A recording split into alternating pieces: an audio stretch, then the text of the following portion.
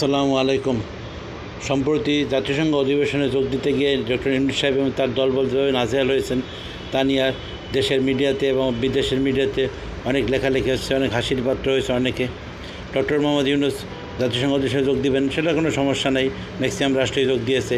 কিন্তু উনি মোট 104 জনের বিশাল এক টিম নিয়ে গেছেন সেখানে। বাংলাদেশের 3টি দল থেকে কিছু প্রতিনিধি নিয়ে গেছেন।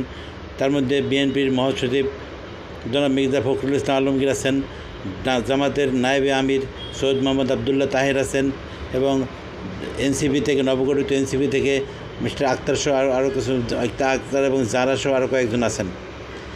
তারা যখন নিউ ইয়র্কে নেমেছেন এয়ারপোর্ট থেকে, তখনই ঘটেছে ঘটনাটা। ডক্টর ইউনূস প্রোটোকল নিয়ে তার মতো সে চলে গিয়েছেন, সৈয়দ আবদুল্লাহ মোহাম্মদ তাহের নিরাপদে চলে গেছেন। কিন্তু এনসিপির নেতৃত্ব এয়ারপোর্ট থেকে বের হওয়ার সময় আওয়ামী লীগের কর্মীদের রোষানলে পড়েছেন, তারা ডিম নিক্ষেপ করেছেন, ব্যাপকভাবে অসম্মান করেছেন। এই নিয়ে নিউ ইয়র্কে, আমেরিকাতে এবং বাংলাদেশে বহুত মিডিয়াতে বহুত তোলপাড় চলতেছে। বাংলাদেশে এনসিপি অনেক মিছিল মিটিং করতেছে। যা হোক, যখন এই ঘটনা ঘটে তখন পার্শ্ববর্তী ছিলেন বিএনপির নেতা যে মির্জা ফখরুল ইসলাম আলমগীর, তিনি তেমন না, তাই দু একটা গালিগালাজ শুনেছেন, কিন্তু তার গায়ে কেউ ডিম নিক্ষেপ করে নাই। তাকে অনেকে সালামও দিয়েছেন, সম্মানও করেছেন। অনেকে বলেছেন সিনিয়র নেতা অসম্মান করো না, চলে গিয়েছেন। জামাতে নায়েবের নিরাপদে চলে গিয়েছেন।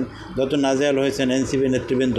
কিছুদিন আগে এনসিপির নেতৃবৃন্দ, বিশেষ করে মাস্টার মাইন্ড খ্যাত যারা মাহফুজ আমেরিকাতে গিয়ে কীভাবে নাজেহাল হয়েছিলেন, এই ঘটনাগুলির পত্রিকার নিউজ ক্লিপ সংযুক্ত করে দিলাম, আপনারা সবাই দেখবেন আশা করি। এই ঘটনায় দেশের মধ্যে তোলপাড় চলতেছে। ডক্টর ইউনূস কেন এই সমাবেশে গেলেন? নির্বাচনের 2-3 মাস আগে কী দরকার ছিল যাওয়ার? গেলেন তো গেলেন, এত বড় টিম নিয়ে যাওয়ার দরকার ছিল কি? এর আগে লন্ডনে গিয়েও তিনি লন্ডনের প্রধানমন্ত্রীর সাথে মিটিং করতে পারেন নাই।